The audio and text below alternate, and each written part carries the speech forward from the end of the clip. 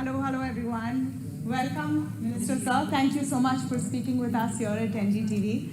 I think one of the ministries you house perhaps has always been the toughest one from the Indian perspective, because the narrative has already and always been that India imports most of its energy resources. We're dependent on what happens in the world, and the average Indian then suffers at the pump. In the last few years, that challenge has increased multifold with what's happening in the world. What has been the biggest strategy in your mind when trying to manage what's happening in Ukraine, Russia, now in the Red Sea, to ensure that India is never energy starved? What you describe as a challenge, I think also contains within it an opportunity. And I think that challenge and in turn that opportunity becomes very exciting if the economy is firing on all 6 cylinders.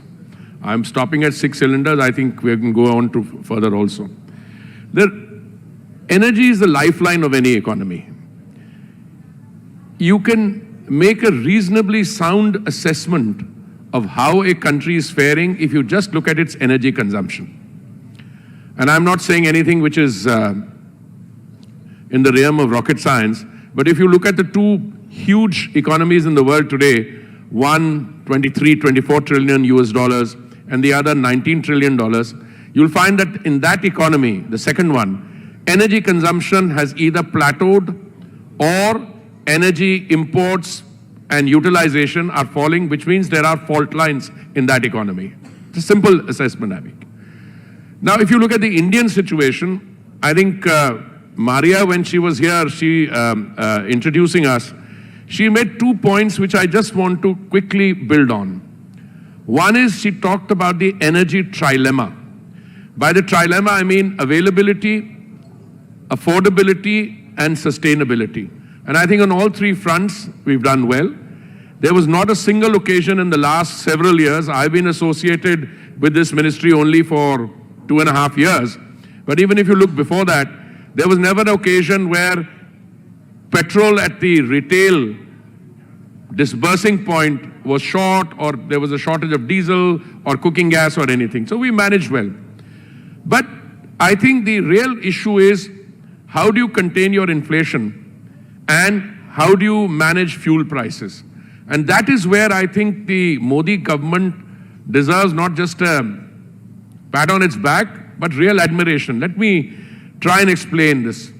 At a point when 800 million people or 80 crore people were being and are still being provided 3 meals of dry ration in a day, the Honorable Prime Minister was able to bring the price of fuel down. Look at the international levels.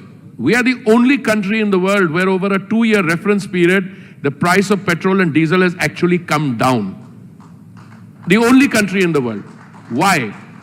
2 things. I think to start with, the Honorable Prime Minister decided on 2 occasions, November 2021 and May 2022, that we were going to reduce the central excise duty. And that brought the price of petrol down by 13 rupees and that of diesel down by 16 rupees. And the BJP ruled states reduced their VAT. So you had a differential of 12 rupees, 15 rupees between a BJP ruled state and the non-BJP ruled state. So this is the center's doing. But on top of that, you have good corporate entities or good corporate citizens like the OMCs. When the prices were going haywire around India, Sri Lanka, the prices I think had gone up by 60–70%, Pakistan even higher. Pakistan in fact had to shut off electricity at 8 p.m. because they were genuinely short. In the United States, Western Europe, Canada, I think it went up again between 25 and 40%. And India, the prices were coming down. Because the OMCs, the oil marketing companies, decided as good corporate citizens that it doesn't matter that situation is challenging, they will hold back their profits. Something in the oil jargon called under-recoveries. And at a time of under-recoveries, they held back. And look what happened after that, when the situation eased. Because during the turbulence, the price of oil during the economic lockdown came down to as little as $19.56 a barrel, which is virtually free by current yardsticks, and then went up to $130. Now, this combination, that you were able to run a system which is based on very positive, decisive governmental action at the central government level, cooperation from the state governments, and the OMCs deciding to play ball.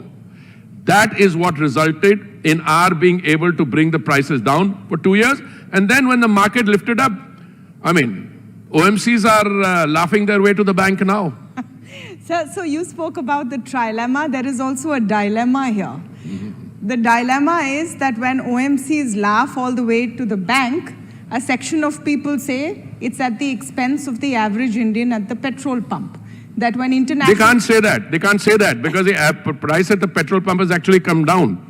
But when the crude prices were low, the price at the petrol pump didn't come down. No, I think that is selective blabber which comes from an opposition party which was in power in states where they did not bring the price down.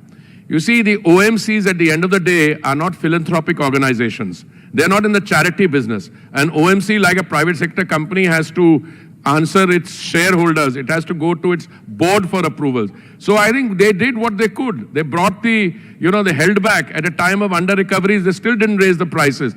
Now when they've raised the prices, you're benefiting. But they've done something more just now. They brought the price down by 2 rupees and also, 2 rupees further. Yeah. So today you have a situation that on account of those excise cuts and then account of our other decisions, diversifying supplies and further cuts now, you have a happy situation that petrol and diesel prices are more affordable than ever before. Do you think there's room for more cuts right now? We are under something called a code of conduct. I have a view on everything in life. I mean, left to myself, why not? But just now we're a code of conduct. I mean, any statement I make is not liable to be, is bound to be picked on and acted on. Talking about OMCs, and you talked about them laughing all the way to the bank, when we cover what's happening with OMCs on the stock market, it's one of the biggest turnaround stories. They're some of the most valued companies. The perception of public-run companies in general, and I would say OMCs in particular, has undergone a sea change. And this is, global brokerage is seeing this as well. What do you think is that big change?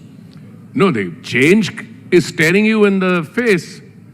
Suddenly the public sector, I'm talking about perception now. I can come to individual companies. I'd be happy to share 1 or 2 examples.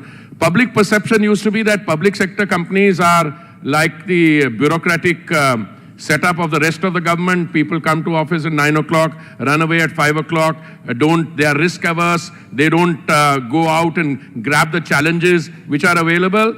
And by and large, and there are some other allegations that the oil public sector companies or the OMCs are also excessively amenable to some of the big private sector giants, that they are able to control them. I think the good news is that public sector in general is doing very well. I also happen to be Minister for Housing and Urban Affairs. HUDCO has done very well. HUDCO has got what, a Maharatna status now. The OMCs, somebody said, but the market is rising. Yeah, market is rising, but the market rose 43% and the OMC valuations rose in multiples thereof, some 120%, 160%. Why? Because they've done a good job. And in a time of crisis, in a time where there was challenge, they proved their mettle. And the marketplace, I don't use words like the magic of the market, but the market has a lot of very intelligent people who can make assessments on what is happening, and that's how valuations go up. Right now, looking at where crude prices are going, we are seeing Brent inching back to 87. You have drone attacks taking out Russian refineries. Is this something that we should be worried about in terms of Indian exposure to international crude prices? Look, at any point of time in the last 3, 4, 5 years, anyone who thinks that the global situation is not challenging either lives in cuckoo land or underestimates what the challenges are. The challenges have been there for a long time. The pandemic was a challenge. Recovery from the pandemic was a challenge. Then the Ukraine military conflict, we are talking about February 2022. No one is saying that there is not enough oil in the market. What is happening is that those who control the production and release of energy, that is crude oil, they've decided to cut back. Madam, the total production and release into the market prior to this phase was 102 million barrels per day. Suddenly, OPEC Plus, those who are the producers of this energy, they cut it by 5 million barrels a day. So what happened? As a result of that, you've down from 102 to 97. Ideally, if you reduce 5 million barrels a day in a situation like this, price should have shot up. But the fact that one big economy is not growing as fast, look, one has to be very careful with words. If you're a $19 trillion economy and you're growing at 2%, that's a lot of growth. But do we look at Western Europe at the same time? I don't want to go into individual countries, but if you look at quarter on quarter, they are technically in a recession situation. So energy becomes a very important aspect of the economic equation. I am not worried about $87 or $85. What I would like to see, and I would like to reassure myself, that we do not find ourselves in a situation where either of these challenges exacerbates and becomes a major conflict. I mean the Red Sea, I can give you many others. My sense of reassurance comes from the fact that I believe that all the players involved in this situation today actually don't want a major conflagration. That's my view. If that view is correct, we'll be able to manage. But I'm saying something more. Even if that view is not correct and the challenges will come, India will manage better than the others. Because you've got a system now of both the domestic players and the political leadership, including now, I think, increasingly in the states, where people realize that you have to solve a problem. Recently, we had an issue in Rajasthan, where, because the BJP, before the BJP government came there, the Congress government was not willing to reduce the VAT. The difference between Rajasthan and the neighboring states, 12 rupees difference per petrol per litre. So that is one. The second is, I think we've got confidence in ourselves. When I became Minister for Petroleum and Natural Gas in July 2021, there was one major OMC which was up for sale. Now, you're smiling. See, I may basically mention, and you know what is. So, one of the first things that I realized when I became joined the Petroleum Ministry, everyone I met said, "Aapko BPCL bechni hai, to hame bechiye." So, my first question to myself was, why is everybody wanting to buy an entity if the entity we are selling, there must be something right in it. And on the one hand, it pains me to acknowledge this, but at the same time, I'm thrilled. We decided at our level, no sale, which is in marked contrast to the position I took on Air India. On Air India, I got up in Parliament and said, gentlemen, ladies and gentlemen, the issue is not privatization or no privatization. Here the choice is, if you don't privatize, you'll have to close the airline down. And then that was a very good decision. Here, we said we're not selling it. The first 3 quarters of the year, the profits after tax of BPCL are almost equivalent to what price people wanted to buy it at. So that shows the strength of our companies. And I mean, I was appalled. How can BPCL, which has such rich tradition and which has so much of involvement in our economy in every part of the oil equation and chain. So I'm very happy. So all these companies are doing well. Would it be fair to say that that's an extension to the view on disinvestment overall? Why sell? No, I don't think you can draw an inference from that. After all, the Air India disinvestment proved to be very successful and very right. Here was an entity which should never have been considered for disinvestment. But we'll put that aside. We have to make it work. And I think today that reversal of the decision is now fully justified in terms of the economic numbers we are looking at. I just want to come, and speak to you a bit about the whole strategy India had of buying Russian oil when Russia was facing sanctions. There was pressure, there was flack from some quarters globally. We stood firm and said we will do what works for us best. As of today, do you think we still need to import that quantum from Russia? Is there a concern now there are sanctions on Russian tankers or Russian, transport ships? What is the situation right now, sir? No, first of all, I think there's a lot of subterfuge out there. A lot of things which are said make no sense to me. One is the Indian position. The Indian position all along has been we will buy from wherever we have to buy. And our position is that our OMCs, I'm not speaking on behalf of my private sector, and I think the ratio between the OMCs and private sector is about 70-30 or so, thereabouts.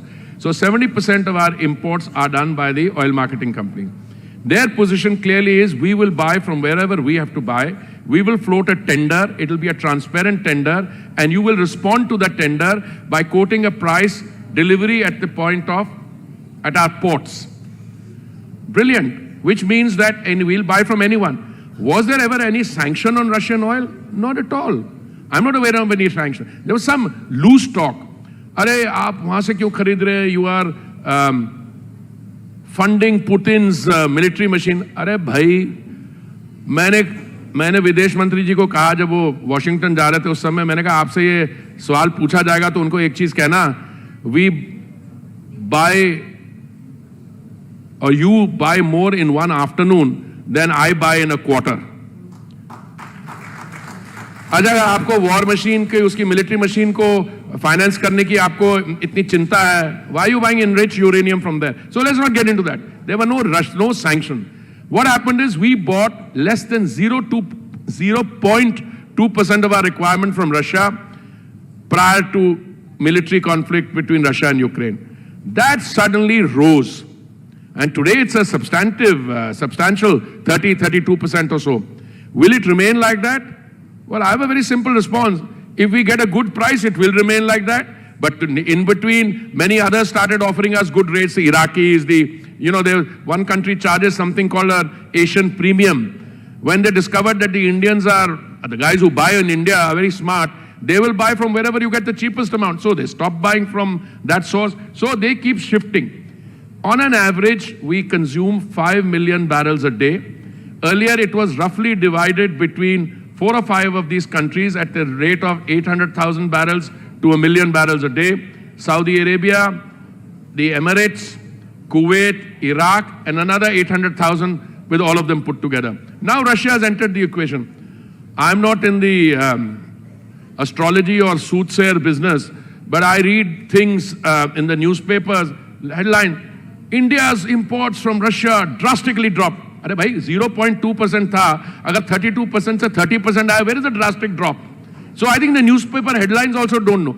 There is something called a price cap. They would like you to buy Russian oil cheap. I mean, you asked me a question, you haven't asked it. Can I ask the question on your behalf? Sir, I'm politely waiting for you to finish to ask my question. No, so I'm going to ask the question on behalf. Are you unhappy with the price cap or are you happy or unhappy? अरे भाई मेरे को कोई सस्ता और तेल दे रहा, why should be unhappy? अगर वो कह रहा है इससे ज्यादा नहीं खरीदो और मेरे को सस्ता तेल मिलता, I should buy it. But there's another catch, and this is the more important. All this business about the West being very upset with India, the inside story is different. Madam, the inside story is the West said, thank God for India, you are buying Russian oils. Otherwise, just imagine, kitne 13 million barrels they produce in a day. If that 13 million barrels goes off the air, goes off the market, then the demand, then the pressure on the other oil goes up. So the West is not unhappy with India buying Russian oil, but this is a game which is partly geopolitical, where we tell each other ki acha iska ye karo wo karo. By the way, our import of energy from Russia, from US now is $20 billion a year. Sir, but the big challenge for India is to over time reduce that dependency on oil. And I would like your comment on that. What is our transition fuel? Are we moving to gas? The LNG deal with Qatar was a big one in this direction. See, if in the next 2 decades, if 25% of the increase in global demand is going to come from India, so you're looking at a situation where your overall base and in consumption is shooting up. So whatever increases you're making in your domestic production, a very small part of that. But I can tell you with confidence, we've taken 2 very major decisions. Out of our 3.5 million square kilometers of sedimentary basin, we've opened up 1 million square kilometers for exploration. We've opened up on the data aspect completely. Now data is freely available. Earlier we used to have a situation, we used to tell people to come and prospect, and then we found oil, we say, ye to hamara sovereign asset hai. We've changed all that. Today, I am more confident than ever before that domestic exploration and production, thanks also to the cooperation of the major oil companies in the world. I'm talking about BP, Shell, Chevron, ExxonMobil, and one of them is devoting 25% of its supercomputing time to analyzing Indian data. So that's changing, and that's why people are very confident. On the transition fuel, look, we're taking our gas in the energy mix from 6% to 15%. $96 billion investment, it's happening. Pipeline is increasing. We are finding gas. We are importing more gas. We've just signed a very major deal with one supplier. We've done that. Then we are moving from there as a transit fuel. Ultimately, the fuel of the future is green hydrogen. And there, it's a good story. It's a great story and so much more to talk about, but thank you so much for your time, Mr. Puri. Truly, India's energy transition is something the world will watch. Thank you very much, and thank you for being supporters of green energy. Thank you very much.